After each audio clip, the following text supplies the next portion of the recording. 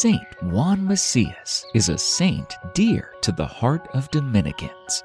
To the chorus of Dominican saints, this humble lay brother adds his characteristic notes of contemplation and spiritual friendship, a living example of the Dominican motto, to contemplate and to give to others the fruits of our contemplation. Let us learn his story today.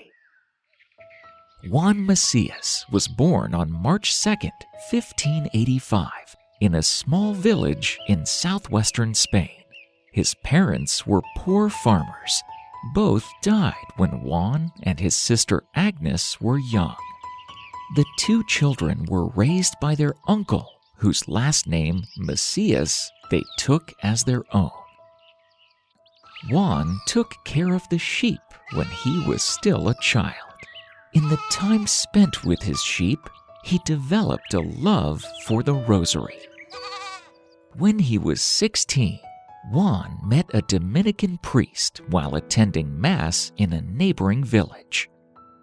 This experience made a new impression on Juan and opened his heart to the possibility of a Dominican vocation. Unlike most young people, Juan received another special grace. It is said that as he began to seek God's will for his life, he was frequently visited by the Blessed Virgin Mary and by his patron, Saint John the Evangelist. At the age of 25, Macias then started working with a wealthy businessman who offered him an opportunity to travel to South America. They left Spain and eventually settled in Peru. It was in its capital, Lima, that he entered the Order of St. Dominic in 1622, at the age of about 37. He entered as a lay brother, a non-ordained friar who, instead of preaching, would do the manual labor necessary in the monastery. He served as porter, which kept him busy, but meant that he was in contact with the poor who came to the friars for help. Besides his cheerful disposition and encouraging manner, Juan Macias became known for the sometimes miraculous nature of his service to the poor. He became adept at begging for the poor, always managing to find enough for the more than 200 people who came daily for help. In this, he was helped by his companion, a donkey, who accompanied him daily on his begging rounds and carried home the donations of food. One day, perhaps to get some time for prayer, he decided the donkey could carry out this task alone. So off it went every day, doing the rounds with a little sign asking for donations.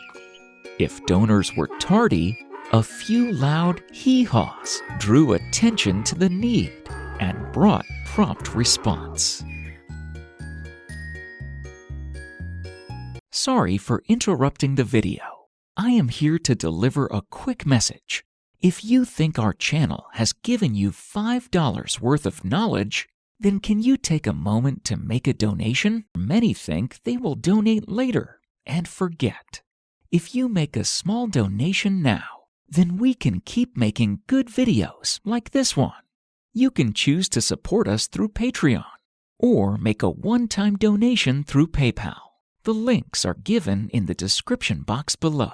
If you are one of our rare donors, we warmly thank you. You have shown the world access to good content matters to you. Thanks again, and God bless. It became a very popular feature of the streets of Lima. On occasion, his friend and patron Saint John went out collecting alms for him.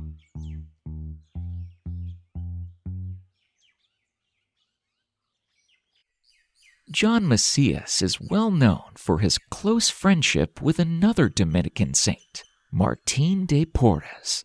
The two saints often met on their daily rounds of the city, and became close spiritual friends as well.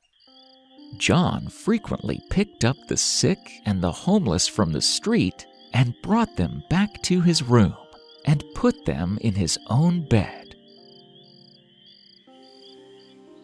One day, he found a man who had been wounded and was clearly dying, so he brought him home to his own room.